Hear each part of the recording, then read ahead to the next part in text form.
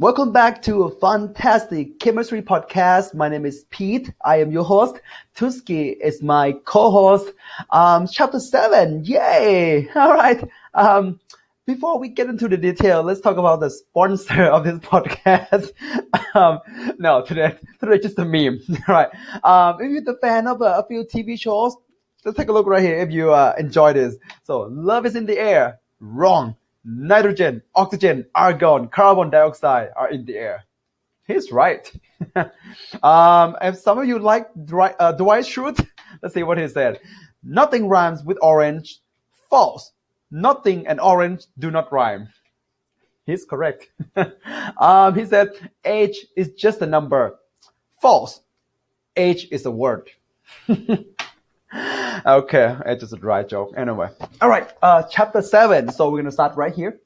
Chemical reaction. So we have learned about chemical reaction. The previous chapter. So this one we're gonna get into the amount of substance, the product in the chemical reaction. Okay, and we human has been performing chemical reaction for a long time, way before we have TikTok. The time that chemists were, those times going back there, chemists were called themselves alchemists, right? We didn't have a chemist yet. Everyone just called themselves alchemists. These people know or understand the property of substances, so we mix them together, right? And not only they know what each reactant can do, they know how much to add each substance. The quantity is really important. Right. One aspect of chemical reaction is to be able to control the quantity and the property of whatever they add into the reaction flask. And many times the quantity decide if you're making a medicine or toxin. Right. Too much of a good thing is not really good, and you guys know that. All right, and that's real, and this actually really happened. There are a lot of examples to make toxin or medicine by just changing the quantity. Knowing how much of the reactant to add into the reaction is really crucial, especially in even in cooking. Yeah, too much salt, you can't really eat it. Too salty, too much sweet, I mean, it doesn't feel that great. Especially really important for in the industrial level. So you start with this amount of reactant, this amount of material, how much the product you can produce. Okay. So have you ever wondered if we can, just in case, if we can make a charcoal to a diamond, if we start with this amount of charcoal, how much diamond are we getting? Right? The quantitative relationship between the reactants and the product in a chemical reaction is the study of stoichiometry. Okay, so in this chapter, we're going to talk about stoichiometry, the whole chapter, right? All the numbers. And before we get into the detail, let's talk about this real quick. So let's say Tuski go to a sports store. He's trying to buy some type of sport balls. Okay, let's say what he said. Can I get 12 basketballs, please? The guy said, okay. And 12 baseballs. You got it. And 12 soccer balls. All right. Also 12 golf balls. You mean a dozen each? Yes.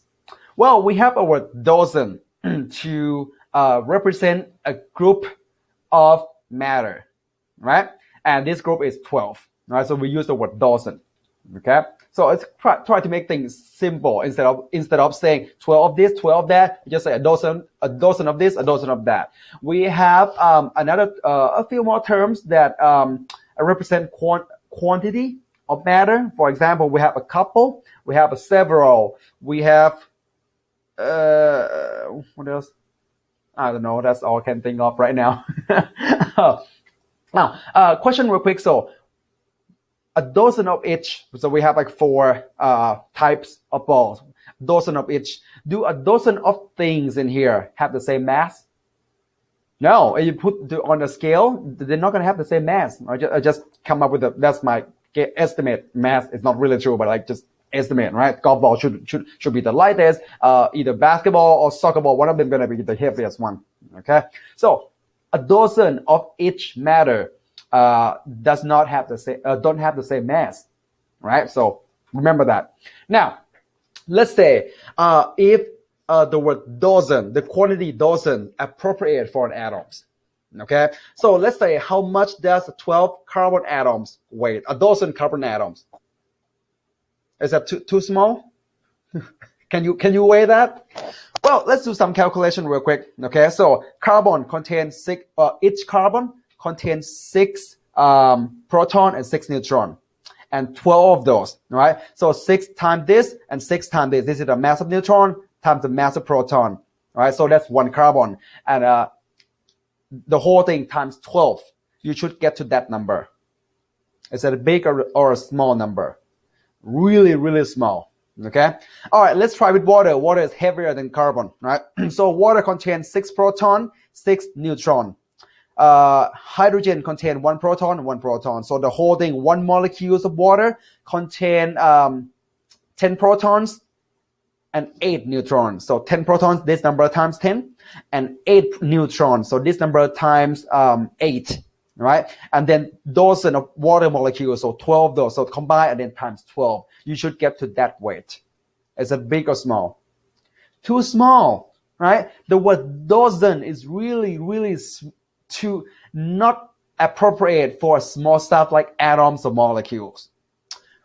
We need a word to be able to represent the some quantities of the small stuff like atoms and molecules.